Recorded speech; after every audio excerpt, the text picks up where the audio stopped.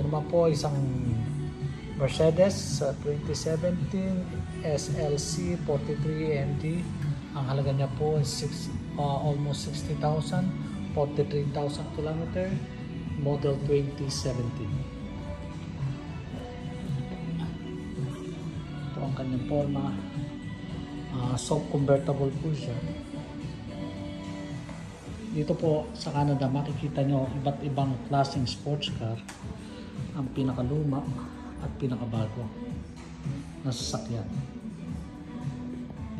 Ayan po ang forma niya. Loob, 2-seater lang po siya.